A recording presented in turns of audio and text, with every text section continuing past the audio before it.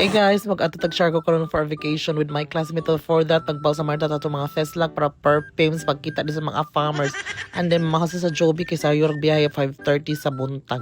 Amo taron na ato himuon kay 30 days uninterrupted, bawal magpag-storbo sa mga kigwahons. Amo, fast forward pag abot rito sa Lapa diretso mi sa mansion sa among classmate na Eps na si Dr. Neniel Dumanhog. May paglas-glass taraw sa iya balay para ingnon garbosa. Bongga kay sa una mga nipaha ni native karon aw. Dili na maasi-asi estetic kaayo. So aesthetic. Panagsara makita og gwapa kining sa Minang, so dapat manamin gud ta kay para swerte oni nga balay. Kaya nakulili na ito mga glass shoes, hindi na ito maghapitil silang town center. Maraming silang business center diri sa Argao, no? Na i-bench, na ilaan pa establishment, na po'y handyman. So ang akong gipalit chinelas. Og nagpahit ko din crop top sis kay murag nindot kayo sa atong mga paminsa, atong mga crop top diha pita.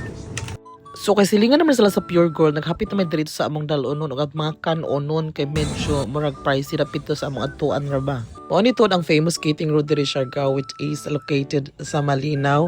And then dihang napita wala pa kayo makita ng mga farmers kay udto pang dako dili actually udto mga alas 2 or alas 3 init pa man mga taud-taud maabot na to mga sigwil. Taud-taud ni sulod mi dito by the beach and then nangita mig spot kung asa may dapit magtambay. Sa unahan dapita kay narabay nagcurlog arabay ka organic encounter gadjud kaluod. Ang taud-taud ana nang gawas tayo no ipag kabalo nga grabe naman day kahapon nya hapit nang gyud mag ngit-ngit kaayo. As what you can see, hapit na puno ang kasada sa mga foreigners, sa mga nag-skating. And then while waiting sa among kaubanan nga ni Apas, nangita po mi siyabi sa motor sa among kaubanan kay bokche naman, dis anang gibutang di ay dito ra sa bulsa di niya. And we decided to have our dinner at PB's Barbecue kay pinag-perfume sa ginong sauce sa atong mga paa dili og mga fetsu. After our dinner, dili ta makahapit diri sa Watson's Pharmacy kay mo na itong kinabuhi. Di ba Watson? Bodol na puntaan ni. Pero akong gipalit kyud ni istambal sa kas pa kay katul kay hong uyo. Ay mingyud kaayo pag hinabot diri sa Siargao Beach Club kay naay foam party at bang ni Bathalumang Haliya. Nya kay bawanon man manggawas ko mga parente ni Imaw, nagdadag tequila, nagdadag kalayo, o di ba? Tingal jud, inom jud cool. Before me nag-adto sa among next destination, I need to have a proper skincare routine for me to make sure that my skin is well protected against the sunlight. Little did I know nga naapo daing ani sa Surigao City, kining bodega ang gitawag nila, halos tanan items makita ni bitoa.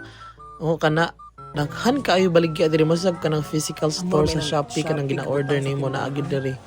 Physical nga Shopee amo che emergency lights. Ano na po school suppliers. Yeah. Hindot ini. Ara o. Guwapa kayo. Tuba no? Kaya gipakatamat aning kalibutan nga dili halos matulog. Hindi natog kape para dito na magduka. Basi matagak na tagkalit sa motor. Kinito nga coffee shop located na dapit sa may Pure Gold. Ang nag-serve niya kay ang estudyante sa una way back 2014. Go rami, nagyuta kayo aniday. Although dili ni maong main destination kanang adlaw, pero naghapit mi diri sa coconut plantation. Nindot kayo na siya sa una katong labi na katong wala pa nag-audit. O daghan pa kayo na lubig kayo nga tag-as marag pantay-pantay halos. Karon ay mga bagong tubo pa ng mga lubena while drinking my favorite coffee in Siargao. Bida-bida magyud na aron na MRL so ma-upload. Lisod pod mahal kayong gasto wa kay upload. Diri na mo nakita ang kambal diwa ni Perena. Nagluto og pandi kuko. Kung pamina ang iyang hambal sa amo. Dapat os engkanta diya mag-duty. Luto ko gud-ani ka sa sideline. Amo to na pilde ang mga kuan. Sangre kay nagluto pa si og kuan pandi kuko. Honestly, lami kayo lang pandi kuko diri bisang naras kilid-kilid karsada na naghihimo nila dili gun lasang kanang process kani kayo. We arrive at our destination. Charlang, so mo na among first destination karon na adlaw. Among itinerary is Tigasao Lagoon Cave. Mao ni siyang atbang sa among cottage bali. Ang katong cave gyud to sa kilid ra. Let's eat some pan sa lugoon ra. So tawa ni, let's eat some cocoa bread. Cocoa with the volume. With the volume. Cocoa. Ang ibang-iba talaga yung cocoa bread nila. Ayan. Ibang-iba talaga yung cocoa bread nila dito. Ano J is in blue. Amo yaon. Amo yun nila ipare sa sinugba na karni, which is very tabang. Dinhila ka kita Siargao nga grabe kahilit sa isa ka lugar pero naa di sekreto nga cafe or restaurant. Kini mo ni ang cafe nga palitan dapat namo. Mahal man sis, di ko ka-afford. Kami ani nga haggard na pero sila na freshness overload cute. Actually naka-encounter ko volleyball player from Budapest.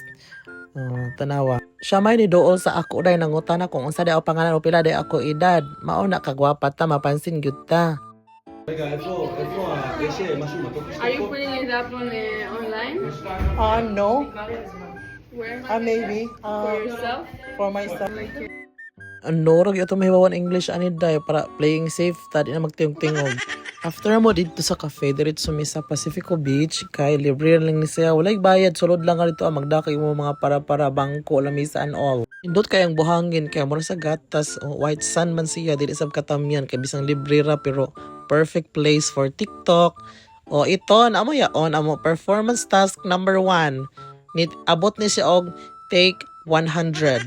So before mi maborlog, dito lang mi nangaon sa Dapa Boulevard, kay para diretso na, di na mag-prepare. Order na lang mig barbecue. Lamian ka lang barbecue diha. This is gonna be the last day of our tour here in Siargao. Pero perfect yun ang pamahaw.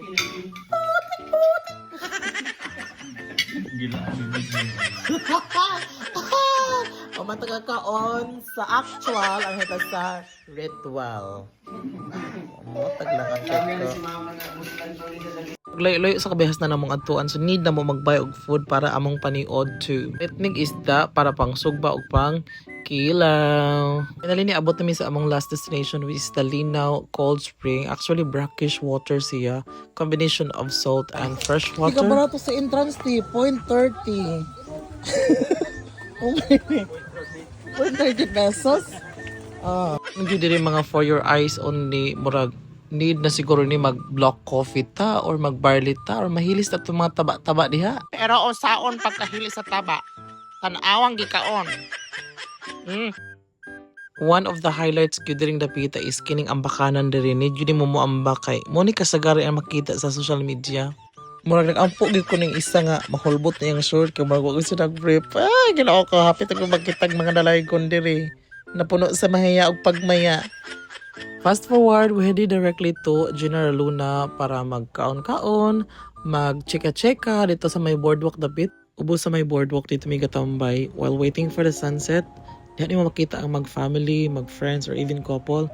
And for us, we enjoyed and make the most of our time kaya panagsaragid mo magkita-kita. And I'm so thankful for that. That was really a magical moment for us. Thank you, Siargao. And with that, thank you for watching this vlog. See you again on the next one.